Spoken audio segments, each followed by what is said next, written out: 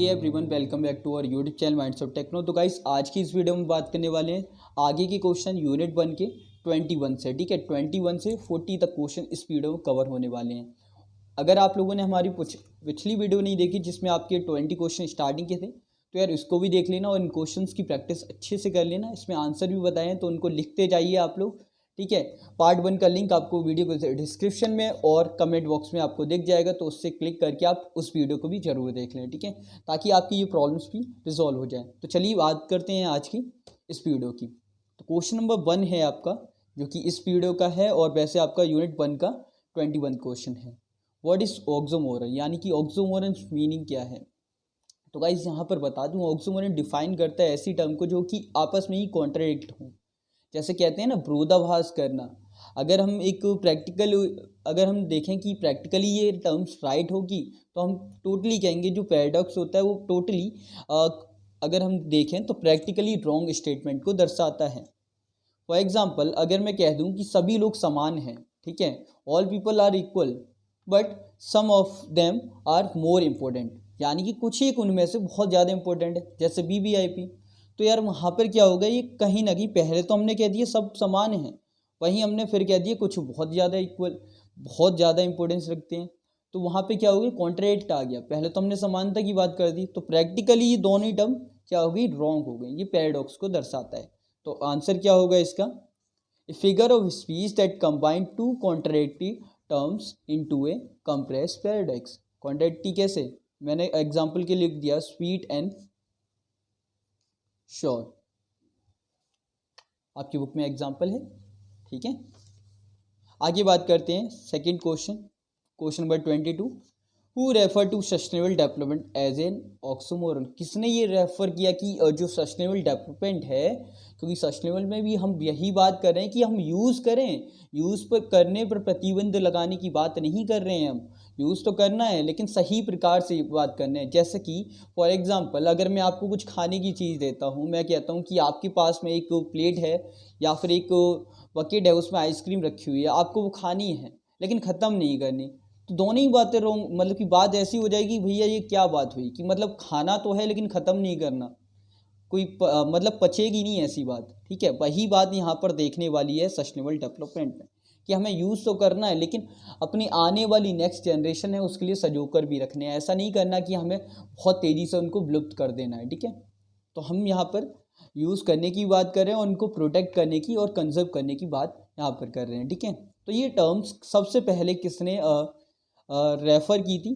उसके बारे में बात है। ठीक है, तो यहाँ पर देखो, फ्रेंच हिस्टोरियन लूशियन फेब्रे, आप सभी को पता होगा लूशियन फेब्रे ने किसकी बारे में बताया था। फिर उसके बाद में जर्मन जोग्राफर फ्रेंडिस स्ट्रेटसल। उसके बाद में है American ecologist economics Herman Daly. So correct answer is this, because आपने ये पढ़ा था, पॉजिबिलिज्म इन्होंने डिफाइन किया था। ठीक है, और ये वाला जर्मन स्ट्रेटसल डिटर्मिनिज्म का कॉन्सेप्ट इन्होंने दिया था। तो मेन वही बातें हैं। ठीक है, तो मेन क्या है आपका जो आंसर करेक्ट क्या होगा, हरमन डेली। यहाँ पर आप अपनी बुक में देखोगे, बुक में भी आंसर गिवन है। ठीक है, American ecological economist Herman Daly. ठीक है, उसमें बस ये दे रखा है, ecological economist Herman Daly. Okay, तो मैंने यहाँ पर इंटरनेट से देखकर कि उनके बारे में थोड़ी निकाला जाए और देन आपको प्रोवाइड किया जाए आंसर के फॉर्म में। ओके, ये क्वेश्चन गाइस बहुत इंपॉर्टेंट है, इसको तो यार स्टार कर लो और इसको तो बिल्कुल रट लो। मीन्स कि यार पूरा याद होना चाहिए ये वाली टर्म्स, ये तो आने के चांसेस बहुत ज़्यादा हैं। ठीक है, तो यहाँ पर पूरी स्टेटमेंट है, meeting the needs of present generation without compromising the ability of future generation. कि हम यूज़ तो करें लेकिन उसको ऐसा ना कर दें कि आगे वाली जनरेशन के लिए बचे ही ना। To meet their own needs are called. तो ये एक्चुअल में किसको डिफाइन कर रहा है, किसको परिभाषित कर रहा है, क्या डेवलपमेंट को। डेवलपमेंट में हम कंजर्व करने की बात नहीं करते, उसमें हम फोकस करते हैं डेवलपमेंट के ऊपर। ठीक है, विकास के ऊपर। फिर है आपका सस्टेनेबिलिटी डेवलपमेंट, सस्टेनेबिलिटी डेवलपमेंट, यानी कि हम विकास की भी बात कर रहे हैं और कहीं ना कहीं कंजर्व करने की भी बात कर रहे हैं। So right answer is sustainability development. और अदर ऑप्शन आपको कुछ भी दे सकते हैं, जैसे स्टेज ऑफ डेवलपमेंट या फिर सस्टेनेबल, इस प्रकार से आपको गिवन हो सकते हैं। ठीक है, तो ये था आपका क्वेश्चन नंबर 23। आगे बात करते हैं, इसको भी नोट कर लेना, इंपॉर्टेंट क्वेश्चन है ये, पूरी की पूरी डिफाइन आपकी बुक की है। ओके, आगे बढ़ते हैं गाइस। क्वेश्चन नंबर 24 है आपके पास में। देखो 24 की हम बात करें, यहाँ पर पूरी की पूरी आपकी जो एक्चुअल में ह्यूमन इन्वायरमेंट रिलेशनशिप के ऊपर है, उसके ऊपर पूरा वो क्वेश्चन है, ठीक है। आपने 3 स्टेटमेंट उसमें पढ़ी होंगी, उसी के ऊपर है। तो यहाँ पर देखो क्वेश्चन नंबर 24 है, which of the following category are group in human environment relationship. तो एक्चुअल में उसमें हमने पॉसिबिलिज्म भी देखा था, डिटर्मिनिज्म का भी कॉन्सेप्ट देखा, एनवायरमेंटलिज्म का भी कॉन्सेप्ट देखा। तो एक्चुअल में करेक्ट आंसर क्या हो जाएगा, all of the above. Okay, because हमने वहाँ पे डिटर्मिनिज्म देखा, हमने कहा नेचर कंट्रोल ह्यूमन, है ना। फिर हमने देखा कि पॉसिबिलिज्म क्या है, उसका ही विपरीत है पूरी तरह, ठीक है। ये सारी टर्म्स हमने ऑलरेडी उसमें स्टडी की थी ह्यूमन एनवायरनमेंट रिलेशनशिप में, ठीक है। तो ऑप्शन करेक्ट क्या होगा, all of the above. Okay, next question की ओर बढ़ते हैं, question number 25। So guys question number 25 है, ए टेक्नोलॉजिकल ट्रांजिशन मीन, ए टेक्नोलॉजिकल ट्रांजिशन मीन कि एक्चुअल में जो टेक्नोलॉजिकल ट्रांजिशन है वो किस चीज़ को दर्शाता है, ठीक है। फर्स्ट ऑप्शन है pollution intensive economic production, option B है from pollution intensive economic production to environment friendly, ठीक है। और ऑप्शन सी है environment friendly process, option D none of the above. तो गाइज जो टेक्नोलॉजिकल ट्रांजिशन है वो आपका दर्शाता है कि हम प्रोडक्टिविटी पे भी बात करें, डेवलपमेंट पे भी बात करें, बट इन्वायरमेंट फ्रेंडली भी होना चाहिए, ठीक है। सो राइट आंसर क्या होगा आपका B, from pollution intensive economic production to environment friendly process, ठीक है। ऑल राइट, आगे बात करते हैं क्वेश्चन नंबर 26 की। A demographical transition means, option A is from a continually growing population to one that is stable, option B continually growing population, continuously decreasing population, none of the above। तो इन चारों में से कौन सा correct होगा। तो यार डेमोग्राफिकल ट्रांजिशन की बात करते तो हम वहाँ पे देख रहे हैं कि कंटिन्यूली पॉपुलेशन तो इंक्रीज हो रही है, लेकिन वहाँ पे एक स्टेबिलिटी भी बात हो रही है, ठीक है। तो वहाँ पे एक जो ऑप्शन करेक्ट हो जाएगा आपका वो क्या होगा, from a continuously growing population to one that is stable, ठीक है। तो करेक्ट आंसर क्या होगा आपका फर्स्ट। ओके, तो गाइस क्वेश्चन नंबर 27 देखिए, इसको नोट करते जाना साथ के साथ ताकि आपको दिक्कत ना हो। Okay, so then question number 27 देखिए, the basic discipline of economics is mainly concern with. तो जो इकोनॉमिक का बेसिक डिसिप्लिन है वो एक्चुअल में किसकी ओर अग्रसर करता है, किसके बारे में बात करते हैं। तो एक्चुअल में यहाँ पर ऑप्शन गिवन है ग्रोथ इफिशिएंसी, यानी कि प्रोडक्टिविटी की बात कर रहा है, इफिशिएंटली की बात कर रहा है कि सही प्रकार से भी प्रोडक्शन हो, ठीक है। और मेन क्या है उसके बाद में, ऑप्शन बी है ऑप्टिमम यूज़ ऑफ रिसोर्स, कम से कम हमारा जो रिसोर्स है उसका यूज़ किया और ज़्यादा से ज़्यादा उससे प्रोडक्टिविटी गेन की जाए, ठीक है, सही प्रकार से। और ऑप्शन सी है बोथ ए एंड बी, यानी कि both A as well as B. और डी है मार्केटिंग। तो गाइस इकोनॉमी बात करते तो मार्केटिंग हमारे माइंड में आ जाता है, बट अगर हम इकोनॉमी की बात करते तो हमारे माइंड में ये भी आना चाहिए growth efficiency, optimum use of resource, कि हम दोनों की बात कर रहे हैं। तो करेक्ट आंसर क्या होगा, both A and B, not only the marketing. Okay, so ये भी माइंड में रखना। ओके, अब क्वेश्चन नंबर 28 की बात करते हैं गाइस यहाँ पर।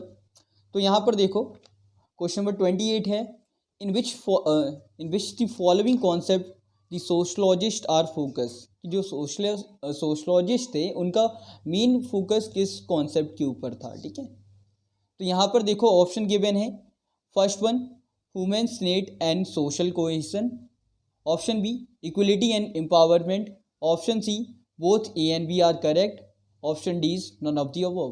तो यहाँ पर हो सकता है गाइस कि आपको डी में कोई और ऑप्शन भी गिवन कर दें, ठीक है, आपको एक दो और ऑप्शन भी पुट ऑन कर दें ताकि आप थोड़े और कंफ्यूज हो जाएं। बट मेनली क्या था कि जो सोशलॉजिस्ट थे उनका मेन फोकस था आपका ह्यूमन नीड्स पर, कि उनको ही फुलफिल करने की बात हो, सोशल कोहेसिवनेस बनी रहे, इक्विटी की बात थी और एम्पावरमेंट की बात थी, ठीक है।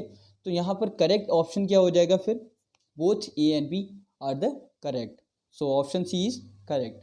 ओके, क्वेश्चन नंबर 29 की बात करते हैं। गाइस आप लोग क्या कीजिए, इनको नोट करते जाइए ताकि आपकी प्रैक्टिस अच्छी हो जाए। और अगर आपको कोई टॉपिक में प्रॉब्लम आती है आप डायरेक्टली यहाँ पर स्क्रीन पे भी देख सकते हैं, और दूसरा आप नोट कर लीजिए अपनी बुक में भी इन सारी टॉपिक को आप पॉइंट टू पॉइंट देख सकते हैं। अगर आप सभी के लिए मैं कुछ टाइम बाद एक पॉइंट टू पॉइंट आपकी इंपॉर्टेंट और टॉपिक की भी वीडियो बना दूंगा, जिसमें क्या होगा आपको बता दिया जाए कि ये इंपॉर्टेंट टॉपिक हैं, आपको ये टोटली डेफिनेशन ऐसे की ऐसे रीड कर लेनी है, ठीक है। ऑलरेडी आपको हमारी एमसीक्यू के माध्यम से डेफिनेशन पता चल रही है कि कौन कौन सी आपको एज इट इट रीड करनी है, तो यार इनको भी माइंड में रखना, ठीक है। तो चलिए आगे बढ़ते हैं, क्वेश्चन नंबर 29 की ओर बढ़ते हैं और देखते हैं कि क्वेश्चन नंबर 29 में क्या पूछा है। सो यहाँ पे बोला हुआ है which of the following is the pillars of sustainable development. अगर आपने ये देखा है सस्टेनेबल डेवलपमेंट पढ़ा हुआ है तो आपके माइंड में क्लिक हो गया होगा कि एक्चुअल में हम किसकी बात कर रहे हैं। तो सस्टेनेबल डेवलपमेंट की जब भी बात आती है तो हम एक सोशल बैकग्राउंड की भी बात करते हैं, इकोनॉमिक बैलेंस की भी बात करते हैं, और अपने एनवायरनमेंट फ्रेंडली की भी बात करते हैं कि एनवायरनमेंट पे जो प्रोडक्ट हैं, रिसोर्सेज हैं, उनका एक ऑप्टिमम यूज़ हो, उनको हम कंजर्व कर पाएँ, इसकी भी बात करते हैं कि हम यहाँ पर यूज़ करने की तो बात कर ही रहे हैं, उनको कंजर्व करने की भी बात कर रहे हैं, ठीक है। तो ये भी मेन बात है कि आपका सस्टेनेबल डेवलपमेंट इसकी ओर भी अग्रसर होता है। तो ऑप्शन क्या हो जाए, इकोसिस्टम। आप सभी को पता है इकोसिस्टम के बारे में, आपको बता दूं कि एक्चुअल में इकोसिस्टम आपका डिफाइन करता है कि एक लिविंग ऑर्गेनिज्म हो, ठीक है, प्लस दूसरा क्या हो, एक नॉन लिविंग ऑर्गेनिज्म हो, ठीक है। आपको लेना है एक लिविंग ऑर्गेनिज्म, एक नॉन लिविंग। अब इन दोनों के बीच में इंटरेक्शन देखने को मिल रही है, कहीं ना कहीं डिपेंडेंसी देखने को मिल रही है, तो यहाँ पर क्या होगा, एक इकोसिस्टम फॉर्म हो जाएगा। बट सस्टेनेबिलिटी डेवलपमेंट एक कॉन्सेप्ट है, ना कि एक इकोसिस्टम को डिफाइन करना, ठीक है। इकोसिस्टम यहाँ पर नहीं होगा। फॉर एग्जाम्पल इकोसिस्टम में आप समझ सकते हैं कि पानी की जो बूंद गिरती है ना, उसके आसपास आप देखते हो कि माइक्रो ऑर्गेनिज्म इकट्ठे हो जाते हैं ना, काफ़ी सारे। सो आपका एक सबसे छोटा सा एक माइक्रो आपका इकोसिस्टम वहाँ पे तैयार हो जाता है, ठीक है। और सबसे बड़ी की बात करें तो बायोस्फीयर आपका है, ठीक है। और ये क्वेश्चन भी इंपॉर्टेंट हो जाता है जब हम सेकंड यूनिट करेंगे, तो आपको ये वाला क्वेश्चन भी बताएंगे जो कि बहुत ज़्यादा इंपॉर्टेंट है, आपके एग्जाम में आने के चांसेस ज़्यादा हैं, ठीक है। तो बात करेंगे इस पर नेक्स्ट टॉपिक में। ओके, अभी बात करते हैं इसकी। So option D is correct. यहाँ पे 5 ऑप्शन गिवन है, नॉन ऑफ दी अबव भी आपको गिवन कर रखा है, ठीक है। ऑप्शन आपको दे सकते हैं 5 भी दे सकते हैं, जनरली 4 ही मिलेंगे, ठीक है। बिकॉज जो OMR सीट पे आपके 100 क्वेश्चन का होने वाला है तो उसके अकॉर्डिंग आपको इसी प्रकार से मिलने वाला है, ठीक है। So option D is correct. आगे बढ़ें।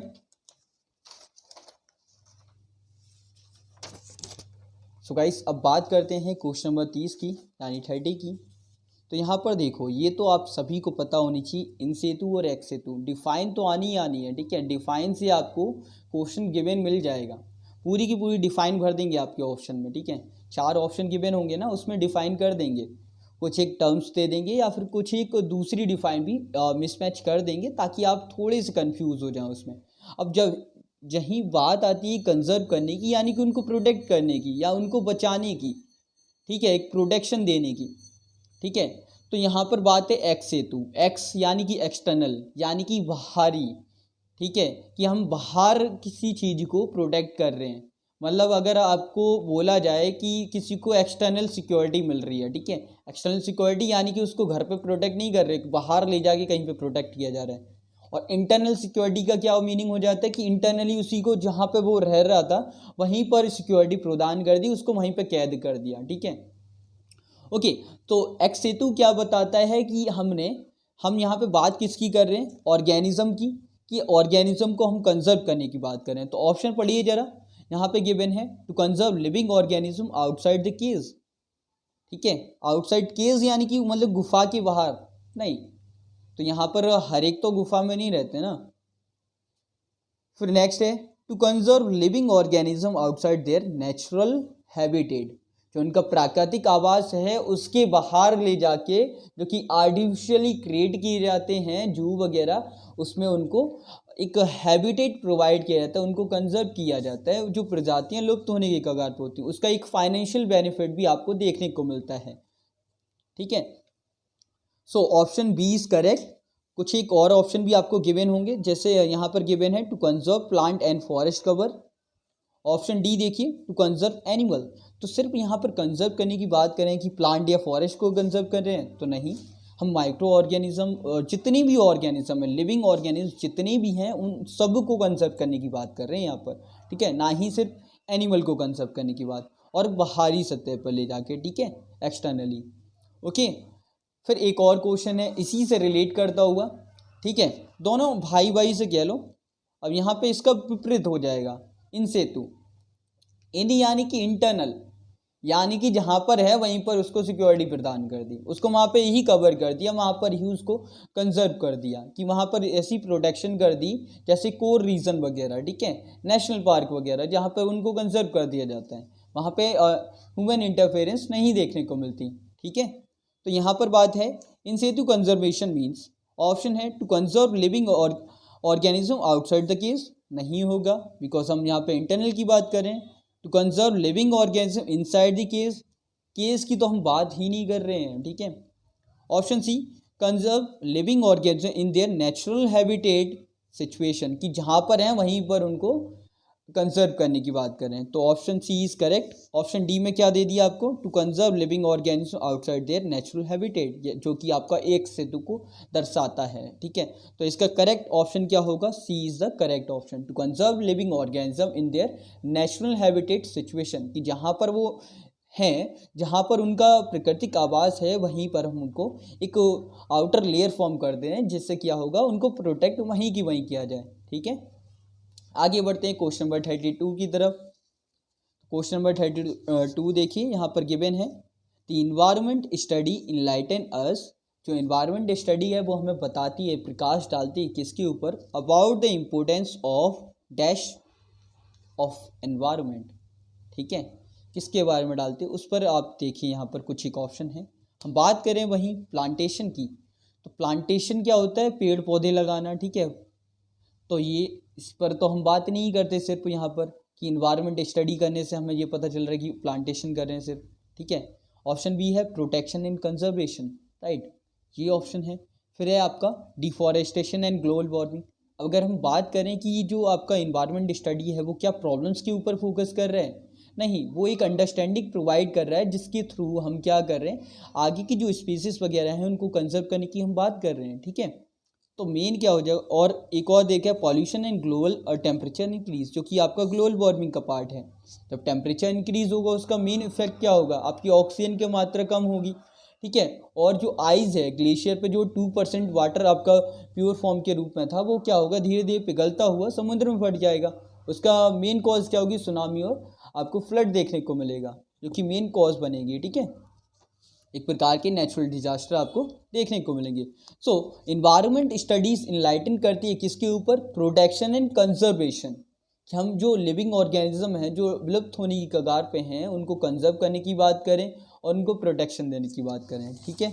इससे हम अंडरस्टैंडिंग लेते हैं कि कौन कौन सी विलुप्त होने की कगार पे, फिर हम उनको सिक्योरिटी प्रदान करते हैं। और गाइस 2 क्वेश्चन ऐसे हैं जो कि डायरेक्टली आने हैं, तो यार इनको फिर से याद कर लेना, ये पूरी की पूरी डिफाइन है, तो इसको बहुत बार चांसेस हैं इसके आने के, ठीक है। तो मैं कहूँगा इस क्वेश्चन को आप डबल स्टार कर लो, ठीक है। ओके, आप देख भी पा रहे होगे मैंने इसमें काफ़ी भर भर के लिखा है, मतलब बुक में से काफ़ी सारे ऑप्शन निकाल के फिर लिखा हुआ है। ओके, क्वेश्चन नंबर 33 है, environmentalism on ecological approach is based on the basic principle of ecology, which is the study of, option 1 is there, mutual interaction between organism and physical environment on the one hand and the interaction among the organism on the in a given ecosystem, कि हम एक ecosystem की बात कर रहे हैं जहाँ पर एक लिविंग ऑर्गेनिज्म इंटरेक्शन कर रहा है किसके साथ में, among the other organism and non living, या फिर आपके फिजिकल एनवायरनमेंट कंपोनेंट, ठीक है, उनके साथ में इंटरेक्शन देखने को मिल रही है। सो मेनली इकोलॉजिकल अप्रोच हमें इसी के बारे में बताता है, ठीक है। बाकी और ऑप्शन गिवन है, करेक्ट ऑप्शन ए है आपका। ऑप्शन बी में है mutual interaction between organism and chemical system, नहीं, सिर्फ केमिकल सिस्टम की हम बात नहीं करते वहाँ पे, ऑर्गेनिज्म, ठीक है। Mutual interaction between organism and environment, सिर्फ एनवायरनमेंट में आपके लिविंग भी आ जाएंगे, ऑर्गेनिज्म भी उसी का पार्ट होते हैं, ठीक है। नेक्स्ट है mutual interaction between organism and chemical environment, ना, केमिकल इन्वायरमेंट में आपके नॉन लिविंग नहीं आएंगे, ये भी बात समझिए यहाँ पर। On one hand the interaction among the organism, on the other in the given ecosystem. तो सिर्फ हम यही भी बात नहीं कर रहे कि एक्चुअल में ये यहीं से ख़त्म हो जाता है, ठीक है। ओके, सो करेक्ट ऑप्शन क्या होगा? A is the correct option. Mutual interaction between organism and physical environment on the one hand and the interaction among the organism on the other in A given ecosystem. ठीक है, आप लोगों को screen पे clearly mention है, तो आप उसे एक बार देख लीजिए। ओके, तो गाइस क्वेश्चन नंबर 34 की ओर बढ़ते हैं। ये भी आपका अच्छा क्वेश्चन है और आने के चांसेस ज़्यादा हैं, ठीक है। इसको भी आप 2 बार स्टार्ट कर लीजिए, और जिनको मैंने डबल स्टार कराया उनको तो बिल्कुल भी भूलना नहीं है, ठीक है, और सिंगल स्टार वाले भी, ठीक है। तो क्वेश्चन है आपका इन्वायरमेंटलिज्म, जो कि आपका पार्ट था किसका? ह्यूमन एनवायरनमेंट रिलेशनशिप का, ठीक है। और ecological approach emphasize on wise and retain use of. और ये क्वेश्चन भी आपके चांसेस हैं आने के, ठीक है। तो यहाँ पर ऑप्शन देख लो। ऑप्शन ए में पूरी सी की डिफाइन है, जो कि आपका एक करेक्ट ऑप्शन है। वो कैसे मैं अभी बताऊंगा, उससे पहले मैं आपके बाकी ऑप्शन रीड कर देता हूँ। ऑप्शन बी है natural resource and it's excessive use. तो गाइस यहाँ पर इन्वायरमेंटलिज्म इसके बारे में तो बताता है, बट इकोलॉजी का अप्रोच इसके बारे में नहीं दर्शाता, ठीक है। ऑप्शन सी है application of appropriate environmental management and programme. ये आपका अलग पार्ट है, ये आपका कोहेसिवनेस और कंजर्वेशन का पार्ट है, ठीक है। नेक्स्ट है health and productivity of nature. ये आपका अलग पार्ट है, इसमें भी आपका जो इकोलॉजिकल अप्रोच है वो इस पर फिट नहीं बैठता। तो इकोलॉजिकल अप्रोच किस पे फिट बैठता है उसकी बात कर लेते हैं। ऑप्शन ए है natural resource and application of appropriate environmental management programme policies and the strategic keeping in view of certain basic principle ecology so that already depleted natural resource are replenished, यानी कि जो already विलुप्त होने के car पे या फिर बहुत कम होते जा रहे हैं उनको रिप्लेनिश्ड किया जाए, ठीक है। And health and productivity of the nature is restore. और वहाँ पर जो नेचर है उसको हेल्थ, जो उसकी मतलब जो मेटल या ऑर्गेनिज्म विलुप्त हो रहे थे, मतलब कि उनकी डिसअपेयर हो रहे थे, उनको दोबारा से रिटेन किया जाए, रिस्टोर किया जाए, ठीक है। तो ये भी आपका एक मेन कंसर्न होता है इसके ऊपर, ठीक है। आगे बात करते हैं नेक्स्ट क्वेश्चन की। तो गाइस क्वेश्चन नंबर 35 है आपका, और ये क्वेश्चन आने के चांसेस हो सकते हैं बिकॉज यहाँ से डाटा है, तो ये क्वेश्चन भी आने के चांसेस हैं, ठीक है। तो क्वेश्चन कुछ ईजी सा है, आपकी बुक में भी है। देखो यहाँ पर गिवन है the United Nation UN conference on sustainable development UNCSD is also known as. तो यार यहाँ पर ना एक स्पेसिफाई नेम दे दिया गया था, बिकॉज यहाँ पर जो सस्टेनेबिलिटी डेवलपमेंट के जो एक फर्स्ट कॉन्फ्रेंस हुई थी ना UNO की, वो मेनली कब हुई थी उसके रिगार्डिंग यहाँ पर एक नेम दे दिया था, जो कि आपकी फर्स्टली हेल्ड हुई थी 2012 में, ठीक है। तो इसीलिए इसका नेम दिया गया रियो 2012, बिकॉज रियो एक जगह थी जहाँ पर ये हेल्ड हुआ था फर्स्ट टाइम, ठीक है। इससे भी काफ़ी सारे क्वेश्चन आने वाले हैं सस्टेनेबिलिटी डेवलपमेंट से। इससे जितने पॉसिबल क्वेश्चन थे वो मैं आपको इस वीडियो में देने वाला हूँ, ठीक है। यहाँ पर देखिए एक और सस्टेनेबिलिटी डेवलपमेंट का क्वेश्चन है, बहुत अच्छा क्वेश्चन है, आने के चांसेस भी हैं, ठीक है। इसको भी स्टार कर लीजिए, ठीक है। For domain of circle of sustainability used by United nation UNO, ठीक है। UN के अकॉर्डिंग जो डोमेन लिया गया था, एक सर्कुलेट बनाया गया था सस्टेनेबिलिटी डेवलपमेंट का, वो किसको दर्शाता है, यानी कि 3 मेन फैक्टर या पिलर्स जो होते हैं ना, एक्चुअली कौन कौन से थे उस पर बात करते हैं। तो वहाँ पर जो आपका सस्टेनेबिलिटी कॉन्सेप्ट था वो इकोनॉमी को भी दर्शाता है, इकोलॉजिकल बैलेंस की बात करता है, पॉलिटिकल रुझान, बिकॉज यहाँ पे सेंट्रल और स्टेट के बीच में एक प्रॉब्लमेटिक कंडीशन देखने को मिलती है। और लास्ट है आपका कल्चर, क्योंकि सभ्यता भी बहुत मायने रखती है। अगर हम वो किसी जो अर्बनाइज पीपल हैं या फिर आपके जो विलेजेस पे रहने वाले लोग हैं, अगर सभ्यता को ही विलुप्त करते जाएंगे, बिकॉज इंडस्ट्रियलाइजेशन के कारण हम लोग धीरे धीरे फॉरेस्ट कवर को विलुप्त करते जा रहे हैं। तो मेन वो भी कंसर्न हमारे यहाँ पे देखने को मिलता है, ठीक है।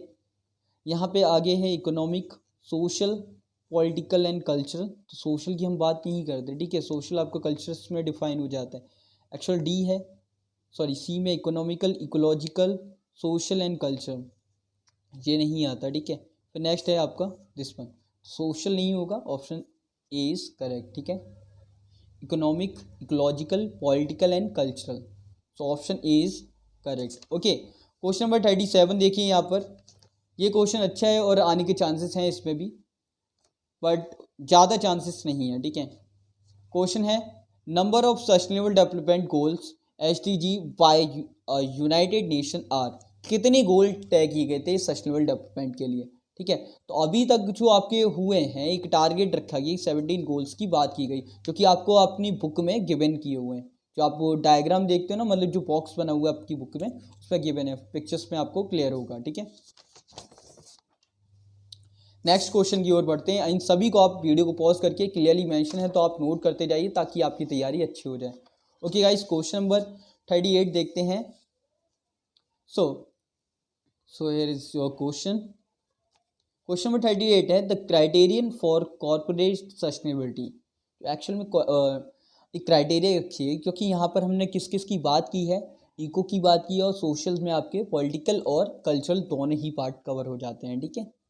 तो यहाँ पर है इको इफिशिएंसी और दूसरा सोशियो इफिशिएंसी, दोनों ही बनी रहे हैं। एक्चुअल में लॉजिकली बैलेंस बना रहे हैं, दूसरा सोशियो बैलेंस भी बना रहे हैं, ठीक है। और ऑप्शन सी है आपका both A and B. Option D है नन ऑफ दी अबव, कि इनमें से कोई सा नहीं। तो आपका इको इफिशिएंसी की भी बात करते हैं हम इसमें, और सोशियो इफिशिएंसी की बात करते हैं, तो ऑप्शन सी इज करेक्ट, ठीक है, both A and B. So option correct answer क्या है, ऑप्शन सी। ओके, आगे बात करते हैं क्वेश्चन नंबर 39 की, और ये लास्ट सेकंड क्वेश्चन है, ठीक है। दो क्वेश्चन और बाकी हैं, 39 एंड 40। ओके, तो क्वेश्चन नंबर 39 देखिए, modern concept of sustainable development focus more on. जो मॉडर्न कॉन्सेप्ट है वो बेसिकली किस पर फोकस कर रहा है, ठीक है, जो अभी के टाइम का है। तो एक्चुअल में हमने बात की वहाँ पे इकोनॉमिकल की बात की फैक्टर की, दूसरा सोशल फैक्टर की बात की, और तीसरा इन्वायरमेंटल प्रोटेक्शन की भी बात कर रहे हैं। बिकॉज हम यहाँ पर सोशल वैल्यूज़ भी क्रिएट रहे हैं, उनको भी डेवलप करते जाएँ, ठीक है। इकोनॉमिकल भी हमारे डेवलपमेंट होना चाहिए, क्योंकि टोटली हम लोग फॉरेस्ट पर डिपेंड होते हैं, और तकरीबन हर एक कंट्री का अगर हम देखें तो 15 से 20% शेयर आपका इकॉनमी में आपका फॉरेस्ट कवर से होता है, ठीक है। फिर सोशल वैल्यूज़ भी हमारी इंपॉर्टेंट है, और इन्वायरमेंट की प्रोटेक्शन भी हमारे लिए इंपॉर्टेंस हो जाती है। सो सस्टेनेबिलिटी की जो मॉडर्न कॉन्सेप्ट है वो आपका फोकस करता है इकोनॉमिकल डेवलपमेंट पे, सोशल डेवलपमेंट पर, इन्वायरमेंटल डेवलपमेंट पर, ठीक है। इन तीनों पर ही डेवलपमेंट पे फोकस करता है। तो आपका करेक्ट ऑप्शन क्या हो जाएगा, option D, all of the above, यानी कि सभी। Okay, so guys last question है इस वीडियो का। वीडियो पसंद आई हो तो प्लीज़ लाइक शेयर जरूर करें, और यह वीडियो को शेयर करते रहें ताकि और भी लोगों तक ये वीडियो पहुंचे, उनके भी क्वेश्चंस वो लिख लें, वो तैयारी हो जाए उनकी, क्योंकि आपका पूरा का पूरा पेपर 100 क्वेश्चंस का आने वाला है एमसीक्यू फॉर्मेट में, ठीक है। आपको कोई भी सब्जेक्टिव क्वेश्चन आपको देखने को नहीं मिलेगा। क्वेश्चन नंबर लास्ट है ये आपका question number 40, United Nation UN decade of education for sustainable development is from. जो स्टार्टिंग में यूएन ने एक डिकेड बनाया, यानी कि 10 ईयर्स का जो प्रोग्राम चलाया था कि एक सस्टेनेबल डेवलपमेंट के ऊपर एजुकेशन या फिर नॉलेज दी जाए, लोगों को अंडरस्टैंडिंग प्रोवाइड की जाए, वो एक्चुअल में कब से प्रारंभ हुआ, ठीक है, तो उसके ऊपर आपको बताना है। सो मेनली 10 ईयर का जो पीरियड था वो था आपका 2005 टू 2014। ओके, तो यहाँ पर आपका ये option D is correct. Okay, आपको यहाँ पे 2006 से लेके 2015 तक भी गिवन कर सकते हैं, ऑप्शन चेंज कर सकते हैं, ठीक है, ऑप्शन आगे पीछे कर देंगे, बट ये याद रखना कि एक्चुअल में करेक्ट ऑप्शन क्या है, ठीक है। ये माइंड में रखने वाली बातें हैं, इसमें समझाने वाला कुछ नहीं है, इसमें क्लियरली आपको याद रखना है। तो उम्मीद करता हूँ दोस्तों वीडियो पसंद आई होगी, पसंद आई है प्लीज़ लाइक शेयर कर दो, चैनल पर नए हो चैनल को सब्सक्राइब करो ताकि और भी अपडेट मिलती रहे, और इस वीडियो का मतलब इन्वायरमेंट की जितनी भी आपकी ओवरऑल चैप्टर है 14 यूनिट, उन सब के आपको एमसीक्यू क्वेश्चन मिल जाए और आप लोगों की तैयारी अच्छी हो जाए। तो दोस्तों फिर मुलाकात होगी आप सभी से, आप लोग हमारे चैनल पर बने रहिए। अगर कोई क्वायरी होती है आप अपने इंस्टा पर डीएम कर सकते हैं, हम आपकी क्वायरी को रिजॉल्व करेंगे। तो गाइस मिलते हैं एक और अपडेट के साथ में, तब तक के लिए जय हिंद, जय भारत, बाय दोस्तों।